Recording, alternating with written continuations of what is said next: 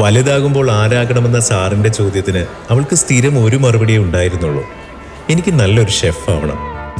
ഭക്ഷണത്തോടുള്ള കൂട്ടുകാരന്റെ കൊതി കണ്ടിട്ടാണ് അവൾ അങ്ങനെ പറഞ്ഞതെന്ന് പലവട്ടം തോന്നിപ്പോയിട്ടുണ്ടെങ്കിലും പിന്നീട് മനസ്സിലായി, മനസ്സും വയറും നിറയ്ക്കുന്ന രുചിയുള്ള വിഭവങ്ങൾ ഓരോന്നും സൃഷ്ടിച്ചെടുക്കുന്നത് ഒരു കലയാണ്.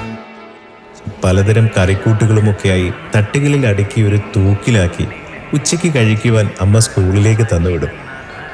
എൻ്റെ പൊതി അവൾക്കും, അവൾ കൊണ്ടുവരുന്നത് എനിക്കും. അതാണ് പതിവ്.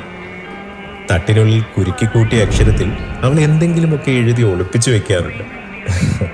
അതായിരുന്നു എൻ്റെ രസകരമായ ബാല്യം.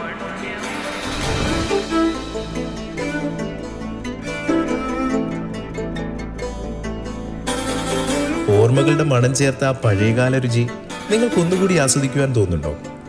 ഫുഡ് പോന്നോളൂ. 4 തട്ടുകളിലായി ഒരുക്കി വെച്ചിരിക്കുന്ന ഒരു നൊസ്റ്റാൾജിക് തൂക്ക് കഴിക്കാം. മല്ലിയിലെ ചിക്കൻ കറിയും നെയ്ച്ചോറും ചിക്കൻ ഫ്രൈയും മുട്ടയും നല്ല നാടൻ പൊറോട്ടയും ബീഫും ദോശയും മാത്രമല്ല, അവസാനത്തെ തട്ടിൽ ഒരു യമണ്ടൻ സമുദ്ര കനിയാണ് ഒരുക്കി വെച്ചിരിക്കുന്നത്. 4 പേർക്ക് സുഭിക്ഷമായി വയറ് നിറച്ച് കഴിക്കാം. ഇനി നിങ്ങളുടെ ആ നൊസ്റ്റാൾജിക് മൊമെന്റ് ഫുഡ് ബുക്കിനൊപ്പമാവട്ടെ.